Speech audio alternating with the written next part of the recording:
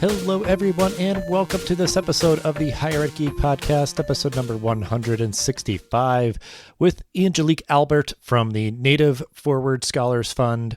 Great organization, just released a new study focusing on college affordability for Indigenous students. So we talk all about that study, that report, and kind of the issue at hand, sort of more generally. So great conversation. Angelique shared some great resources to check out as well.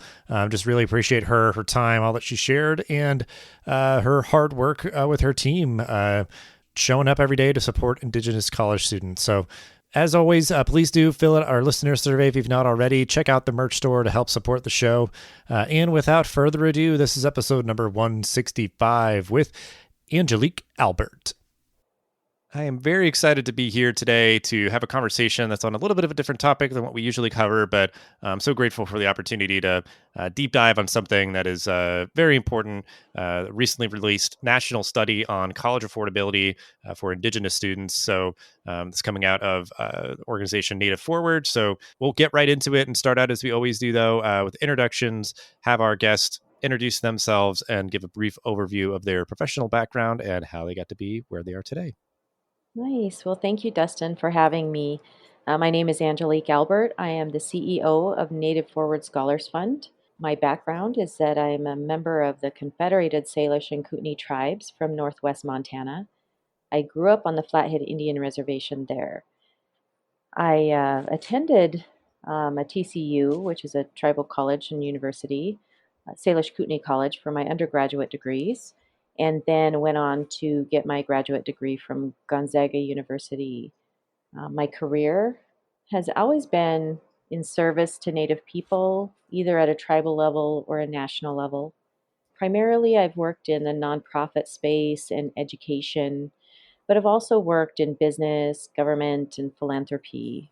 I'm very passionate about higher education, empowerment of our people, and found that the nonprofit space is where I get the most enjoyment. But education for me is really key to social justice, equity, and economic mobility for us as Native people. But I also believe that education is an actionable step that we can take. I think that oftentimes when you hear about disparities in Indian country, we hear about those disparities, but education is a step that we can take towards reducing disparities. I know through my personal challenges that I've gone through in my life, education was that place and that thing that I could do to kind of take that step forward, and it wasn't something actionable. So I'm very happy that my educational experience led me to Native Forward Scholars Fund because I feel like I'm truly doing the work that I'm meant to be doing in this world. So, and thank you for having me here today. Yeah. Thank you for joining us here and doing this good work. And yeah, I mean, that's something for me where, yeah, education, while it has so much kind of intricacies and complexities and, you know, that challenge is almost kind of part of the appeal of it and the fulfillment of, figuring out that. And like you said, really kind of having a clear impact on improving people's lives through education. So, just for context, though, for folks, so if you want to explain a little bit about the work that Native Forward does, so we have that before we kind of move on to talk more about the study that you all did. Sure. Native Forward Scholars Fund is the oldest and largest scholarship provider to Native students in the country. We've been doing this work for about 53 years. During that time, we've been able to empower over 20,000 Native scholars from over 500 tribes in all 50 states. We fund students who are pursuing undergraduate, graduate, and professional degrees in any field of study from any accredited institution. We are proud that we've worked with over 1,700 institutions in this country. We award about 11, anywhere between 11 million and 15 million in direct scholarship dollars to students annually, and then about 350 million since our inception. But even with the amount of funding that we give to students, we're only able to provide scholarships to 18% of the students who apply through us, so that leaves a pretty significant funding gap. I'll say that our alumni include some of the most influential Native leaders in the country, including the Secretary of Interior, Deb Haaland, Mm. Cynthia Lamar, who is the director of the Smithsonian's National Museum of American Indian, and then also Fawn Sharp, who is the president of NCAI, and like I said, we have 20,000 scholars. So, and they're all out there doing phenomenal work. Beyond the direct scholarships that we give, we also have wraparound services, and this for us is our secret sauce to getting our graduation rates up so high. Is we have an individual person who's assigned to every student to help them navigate their college experience. And then we also do additional programming such as mentorship, and we do workshops and trainings and leadership programming, and just have a year of different like events and programming for our students. Um, and then I'll say in the most recent years, we're proud to have been able to increase our programming and tailor it to what the students are saying that they need from us. So, in the past couple of years, we've been able to create funding around doctoral research, professional development, testing fees and certifications, and paying for those type of things. But also, we've established a student emergency fund that allowed us to respond to COVID needs, housing needs, food insecurity, and technology needs. So those are kind of the things that we do, and then lastly, um, we see ourselves as advocates for Native students. So really looking at creating more visibility for our students, and to we work with institutions across the United States to help them become more culturally competent so that our students can be successful in higher education. Yeah, that's really great to hear, just sort of all those ways that you work with students, because that, you know, it kind of makes me think where like those are just like the struggles for any student, but then sort of like you said, kind of contouring and kind of manifesting in kind of the unique, sort of environments and circumstances that Indigenous students face, and you know, finances is one big portion, but then there's just all those other things, especially for first generation students, of just navigating the, you know, very elaborate kind of systems and structures of any college or university. So I've seen uh, programs like this in other contexts just be so impactful, and having that person that's kind of, being that mentor, looking out for you, providing that guidance, and then, yeah, just kind of uh, giving whatever is needed for students, and really adapting that way. But I mean, this report, I know, like, affordability financing for students is, I think, definitely one of those, common roadblocks, and it can really show up in some of those ways, like you said, of just like paying for a certification fee, where it's just like, yeah, I've got a really tight budget, but this is something that I really need, and covering even that, you know relative to maybe other things, like a small expense, but it has a huge impact. So I know that's part of what this national study that you are releasing kind of is talking about, is just sort of college affordability for Indigenous students. So I guess to start, we can kind of like do this kind of in multi parts, because I think it is obviously a lot here. But if you want to just explain maybe like why you kind of went on this endeavor to conduct this study and release it and everything, and then we'll get into sort of the highlights of it. Sure. I think for us, as we have four um, national Native scholarship providers who collaborated in this effort. And it was truly to create voice and visibility for our Native students. Um, the, the study is really unprecedented, and that it's the first of its kind to really explore college affordability, and how that affects Native students. It's likely one of the largest data sets of its kind, and that this collaboration was between the four large national Native scholarship providers. So first of all, it was us as scholarship providers wanting to collaborate and really create more voice and visibility for our Native students. That's an interesting part of it, is like maybe like none of you could have gone it alone, and like finding where it's like, hey, we could really do something big if we, pooled our resources together and, you know, those sort of things. Was that like kind of part of it, is just being like, you know, if you or anybody else like kind of had the idea, but maybe we're sort of not sure how to best go about it, and just like it, really being possible when you all kind of were able to work together towards it? Absolutely. We are always stronger when we're together, and we're all serving Native students in this country.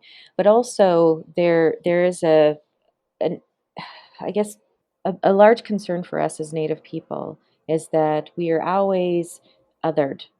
We are Hmm. always something else. We are always the asterisks. So when you look at Native research in this country, it's very limited.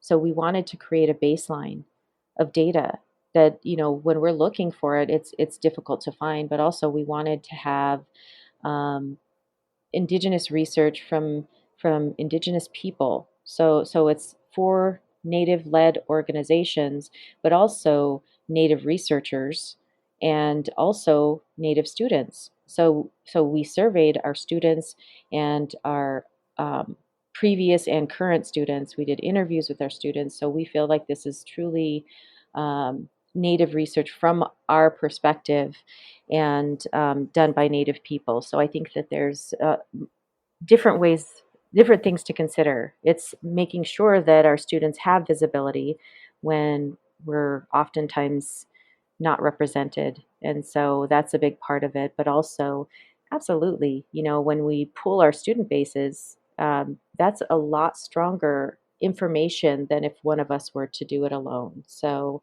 it just seemed like a natural collaboration. We advocate for our students in other ways, so it just seemed like a natural thing to do.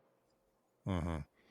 Yeah, and I mean, just like outside of all this, just like always love like kind of just good anecdotes like that of just sort of like, the great things that can happen, when you bring a lot of great minds and, people together to collaborate, and, really being like intentional about everything, and yeah, like kind of getting as kind of representative of a group as possible through, this whole network of folks that contributed to this. But so to focus on the kind of findings of the report itself, we'll link out in the description show notes for this episode so folks can read the whole thing themselves. But if you kind of want to tease and maybe sort of the high level highlights of the report that you think are really notable, and then we'll kind of dig in deeper from there. Sure. I think that the primary finding for this is that the main obstacle for college completion is affordability Mhm. and causing overall student attrition. So, and also when you look at the completion rates for our students, they're looking like 36% of our students who are entering a four-year college will complete in 6 years compared to 60% of all other students. So this is kind of something we all know as scholarship providers um, that the main obstacle is that funding. But like you said, when you dig into the study, it really you truly get a feel of the college going experience from a Native perspective and some of the challenges that they're going through. But that is the thing that we've known for years, but it's nice now to have it quantified and to have the data to back it up. It's just college affordability it's the main obstacle. Yeah, and I mean, as much as kind of what you were explaining before, where it's like maybe helping with incidental cost or having that emergency fund, like all those things are important. But then it is sort of like, you know, tuition is very expensive. It's too expensive, and that there's not really been uh, large scale efforts through uh, state funding or federal funding, to address that really. So um, yeah, I mean that's something where again, like you are able to kind of highlight the uh, experiences of Indigenous students with this issue that impacts all students. So it, like you said, sort of affirms something that a lot of people would probably be able to articulate anecdotally, but really adds a lot of that shape to what these particular students are experiencing, and uh, what again you can kind of contour maybe to their needs and everything. But um, and I think, yeah, just that idea where like I've been thinking a lot about over these past couple of years, because there's like different organizations out there that are really earnestly trying to address that, stop out student problem, where there's all these students out there that have some credits but no degree, and then potentially a lot of debt to go along with it. So Exactly. um, I think that just really adds to it, of, again, like sort of the transformative power we know for education, but that so many people have almost gotten like really the like lose scenario where, like, certainly the learning that you gained, is valuable and important, but like to get jobs and stuff, like, unfortunately, you just need that credential. That's what's going to translate and get you towards, uh, whatever kind of goals you have, more gainful employment and everything. So, um, and I guess just like one kind of brief follow up, because I think, like, knowing that, you know, objectively, affordability is this, really predominant issue for Indigenous students. Was there anything surprising to you about, like, maybe the extent of it or the shape that it took, or just anything like with this study, something that was really kind of surprising, since, like, you mentioned that it kind of affirmed something that you suspected. But was there anything to these findings that surprised you? Yeah, I would say that the thing that stood out to me is when you put all of the data points together, you do get that experience of what our Native students are going through. You get a strong sense that there's a family responsibility. There's a responsibility not only to provide your cost of attendance, but also to provide income for your family. And it really, the study goes into income levels, at 20,000 a year and 30,000 a year, and our students are trying to provide core basic needs, as well as cost of attendance. And that, you brought it up, it results in debt accrual. And this study goes into what types of debt and how much debt. And it's unnerving that it's not just student loans that they're getting. It's, credit card debt and personal debt and personal loans, and also goes into the amounts that our students are taking. So um, it, the thing that struck me about it that was surprising to me is that this is the same experience I went through 25 years ago when I was going to college. I was providing for my family and trying to get the core basic needs while trying to go to school and having such a low income. Um, it was surprising to me that we're sitting here 25 years later and our students are going through the same exact thing. So, the other things that kind of stood out um, was that just the rate at which students are running out of money is extremely high.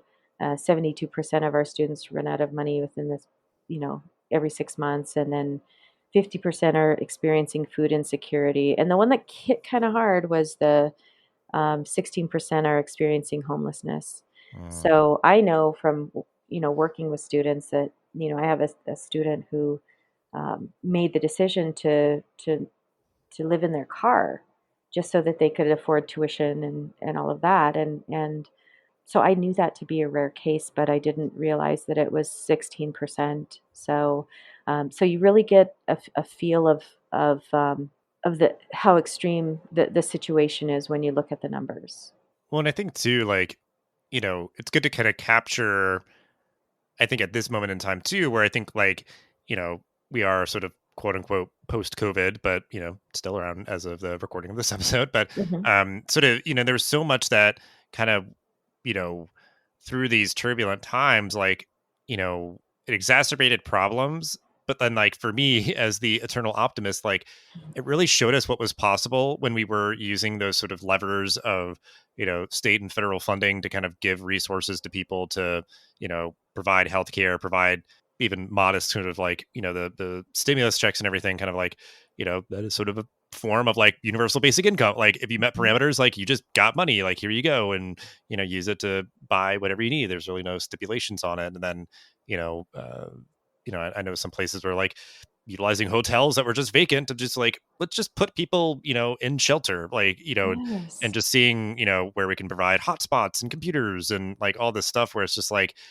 that's one of my takeaways, where it's like, okay, so, like, any of the naysayers who thinks that, it's not possible, like, we can do stuff like this when we just garner the willpower to commit and follow through and do it. And then just like, I've been saying this a lot to people too. It's just kind of like, and it might seem like silly to people, but like use our imagination, like let's get creative and figure out like what is going to be, an effective way to do this, and just imagine what's possible. Cause I think sometimes like, you know, into the kind of dry idea of like, legislation and all that, it's like, hey, let's use our imagination here, guys. Let's because I think like sometimes we get tunnel vision where it's like, oh, it's just this, like that's, it's either this or nothing. And it's like, maybe, or we could think through like how can we get money to people or get resources to people so that they can have what they need and not need to worry so much about kind of what you were detailing, like family obligations and housing and food and all this stuff where it's like something else is like going to college should be kind of like this equalizing factor in the sense of like if you're able to get to campus, it's like they've got a health center, they've got like a computer lab, they've got all this stuff, but then like they're only able to kind of get their head above water. These students that are struggling, with college affordability, like they can get their head above water just ever so briefly, but then it's like they just drown under everything else where like they can't even like take advantage of all these, supports and stuff. Like you said, like, with a good chunk of students that are just sort of, running out of money after a pretty short period of time. So yeah, it's just tough. But I think like I stay optimistic about this, and I don't know how it sort of strikes you, but just sort of like the idea where it's like in very recent, memory, we were able to do really large scale supports for people all over this country to, address a lot of those basic needs. So it's like, okay, like how do we figure out how to do this again? Absolutely, and I feel you on that. I feel like the one thing that we're taking personally from this study is to take the data and put it to use in an effective way. So, just to give you an example, when we were looking at the amount of debt that the students are taking on, 52% of the students are taking $5,000 or less. So, for us at Native Forward, our scholarships start at 2,500 and then go up from there. But that gives us a goal to say, oh, if we could get it up to $5,000, we can reduce the debt of 50% of these students if we could get Hmm. that scholarship, that minimum scholarship up to 5,000. So that kind of helps inform us on how we can actually use the information in an effective way that can impact our students in a we can kind of start to move the needle on some of these numbers. So I think it is just having the knowledge to be able to know the best ways to serve our students. So I'm with you on that. I think that it's important that we figure out ways to effectively serve our students and make it so they don't have to take on so much debt. I'm kind of the, I guess, pragmatist as well of just sort of like, don't have perfect get in the way of good, and like how Mhm. sometimes they support programs, if it's like, okay, there's going to be like income restrictions and it's only a certain amount, we've seen that with, as of the recording of this episode, recently announced student debt loan relief where, it's a very targeted effort. And certainly some people are saying, well, it should have been more than that, but they're sort of using the levers that they had to do something. But I think we've seen that in a lot of different ways as well. Just sort of like kind of a compromise to at least like get something done. But yeah, I mean, it is like just realizing where it's like, wow, if we can kind of address that funding gap that these students have, and that could have a huge impact. And I think it makes me think too of where things like Pell Grants have just like been languishing in terms of their the amount that they actually cover in terms of the cost of attendance for students, and just like how portable they can be in terms of like what they can be used for in terms of just like now all the different educational opportunities that students can partake in, whether it's just different like short courses or boot camps or certificates or, all these sort of things. So as we're kind of winding down, like all this that we've kind of talked about, like, I think we've sort of proposed maybe some different sort of solutions or, maybe already like we know kind of what works and we just need to kind of fund it more, sort of, spread it out. But like what do you hope comes of this research for folks that read it and that it's kind of been out in the world and stuff? So yeah, what do you hope comes of all this? I hope that people take the research, that they read it, that they utilize it in a way that serves our students. I know that I talked a lot about the challenges and disparities, but in the report, you also get a view of like what are those primary indicators of success, and it goes into that as well. So when you talk about the top three indicators of success for our students are, you know having a cultural experience as part integrated into the higher ed experience, understanding budgeting, and to your point you brought up earlier, did your parents go to college? So it talks about these are the three indicators of persistence and success for our students. So what can we be doing, I guess, utilizing that in a meaningful way, as well as some of those other data points. And I feel like there's something in this research for anyone in higher education, anyone who is serving Native students in education, period. For high schoolers, you could be ensuring that they understand financial literacy. If you're working for a university, making sure that you have culturally competent curriculum and professors on staff. You can um, take action to reduce the debt, or to implement tuition waivers for Native students. And I think there's so much that anyone who's interested in serving Native communities can take and utilize the data. If you're in philanthropy, and you can see where the needs are, so you can use that to really guide what you're doing and how you're serving Native students. So basically, please read the research, use the research, and better serve our Native students. Yeah. Well, I almost like just the simplicity of that, of just sort of like, use this to help students, please. Like, because it could be like getting into the interest, of like, well, I hope that Congress can pass this. Like, what it's like, yes, that is an example of just sort of the core tenets of like, let's, not be quiet about this. Let's get this out there, keep it top of mind, and use it to better the lives of Indigenous students. So, love it. So, on this topic, if there's any resources from Native Forward or anywhere else that you'd want to share, stuff that's relevant to this topic, stuff that's grabbing your attention, yeah, just kind of give you the opportunity to share those out now so that we can put them in the show notes. Absolutely. So for us as the National Native Scholarship Providers, we have Native Forward Scholars Fund.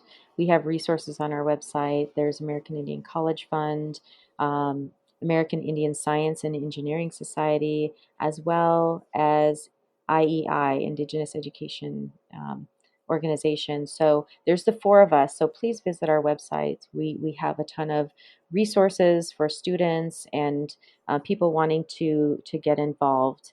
I will say, if you're interested in knowing of what's going on in Indian Country Today is a great resource just to know what is going on currently in Indian Country.